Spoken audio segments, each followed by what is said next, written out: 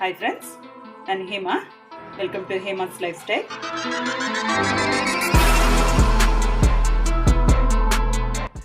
ನನ್ನ ಮಕ್ಕಳಿಗೆ ಇವತ್ತು ತುಂಬ ಇಬ್ಬರಿಗೂ ಕೋಲ್ಡ್ ಆಗಿಬಿಟ್ಟಿದೆ.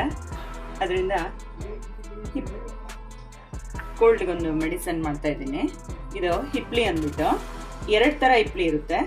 ನೀವು ನೋಡಿ ತಗೊಳ್ಳಿ. ಈ ಥರ ಇದು ಚಿಕ್ಕ ಚಿಕ್ಕದು ಬರುತ್ತೆ, ಮತ್ತು ಕಡ್ಡಿ ಥರ ಇರುತ್ತೆ. ಈ ಹಿಪ್ಲಿಯಲ್ಲಿ ನಾವು ಒಂದು ಮೆಡಿಸನ್ ಮಾಡೋಣ. ಅದು ತುಂಬ ಒಳ್ಳೆಯದು ಆರೋಗ್ಯಕ್ಕೆ. ನೋಡಿ, ಹಿಪ್ಲಿ ಒಂದಿಷ್ಟು ಹಿಪ್ಲಿ ಇದೇ ಸೇಮ್ ಅಳತೆಗೆ ಮೆಣಸು ಮತ್ತು ಶುಂಠಿ ಪುಡಿ. ಇದು ಶುಂಠಿ ಪುಡಿ ಸಿಗದೆ ಇರೋರು, ಈಗ ರೆಡಿಮೇಡ್ ಸಿಗುತ್ತೆ, ಸಿಗದೆ ಇರೋರು ಶುಂಠಿನ ತಗೊಂಡು ಅದು ಸಿಪ್ಪೆ ಎಲ್ಲ ಚೆನ್ನಾಗಿ ತೆಗೆದ್ಬಿಟ್ಟು ಪುಡಿ ಮಾಡಿಟ್ಕೋಬೇಕು. ಈಗ ಈ ಹಿಪ್ಲಿ ಮತ್ತು ಮೆಣಸನ್ನ ನಾನು ಲೈಟಾಗಿ ಹುರ್ಕೋತೀನಿ, ಯಾಕಂದ್ರೆ ಪುಡಿ ಹಾಕ್ಬೇಕಲ್ವಾ, ಅದಕ್ಕೋಸ್ಕರ.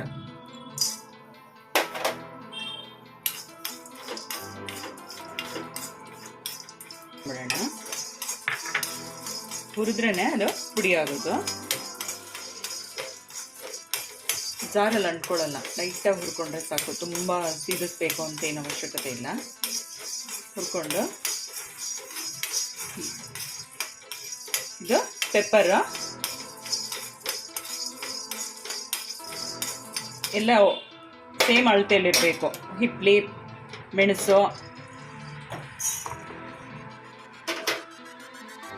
ಶುಂಠಿ ಪುಡಿ ಇದೆಲ್ಲ ಸೇಮ್ ಅಳತೆಯಲ್ಲೇ ಪುಡಿ ಮಾಡಿಟ್ಕೊಬೇಕು. ಆಮೇಲೆ ನಾನು ತೋರಿಸ್ತೀನಿ ಪುಡಿ ಮಾಡಿಟ್ಕೊಂಡು ಅದು ಏನೇನಕ್ಕೆ ಯೂಸ್ ಆಗುತ್ತೆ ಅಂತ ನಾನು ಹೇಳ್ತೀನಿ. ಸ್ವಲ್ಪ ಇದು ಆರಲಿ, ಹಾಗೆ ಮಿಕ್ಸಿ ಜಾರ್ಗೆ ಹಾಕೋಕ್ಕಾಗಲ್ಲ. ಇದು ಮಿಕ್ಸಿಗೆ ಸ್ವಲ್ಪ ಆರಿದ ತಕ್ಷಣ ಪುಡಿ ಮಾಡಿಟ್ಕೊಳ್ಳೋಣ.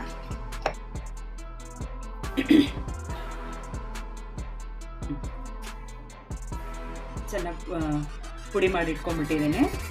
ಇದನ್ನು ಈ ರೀತಿ ಒಂದು ಸ್ಪೂನ್ ತೊಗೊಂಡು ಜೇನುತುಪ್ಪ ಇದೆಯಲ್ಲ ಅದರಲ್ಲಿ ಹಾಕಿ ಕಲಸಿಟ್ಕೊಂಡ್ಬಿಡ್ಬೇಕು. ಮಕ್ಕಳು ಜೇನುತುಪ್ಪ ಅಂದರೆ ಸ್ವಲ್ಪ ತೊಗೊಂಡ್ಬಿಡ್ತಾರೆ. ಇದು ದೊಡ್ಡವ್ರಿಗೂ ತುಂಬ ಒಳ್ಳೇದಿದು.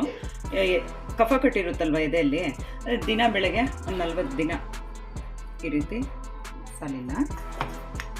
ಇನ್ನೊಂಚೂರು ಚೆನ್ನಾಗಿ ಕಲಸಿ ಇಟ್ಕೊಂಡ್ಬೇಕು. ನಾವು ಜೇನುತುಪ್ಪ ಹಾಕಿ ಯಾವುದನ್ನೇ ಇಟ್ರೂ ಅದು ಎಷ್ಟೇ ವರ್ಷಗಳಾದ್ರೂ ಹಾಳಾಗಲ್ಲ, ಕೆಟ್ಟೋಗಲ್ಲ. ನೋಡಿ, ಈ ರೀತಿ ಇಷ್ಟು ಬೆಳಗ್ಗೆ ಇದನ್ನು ಯಾವಾಗಲೂ ಬೆಳಗಿನ ಜಾವ ಕೊಡಬೇಕು.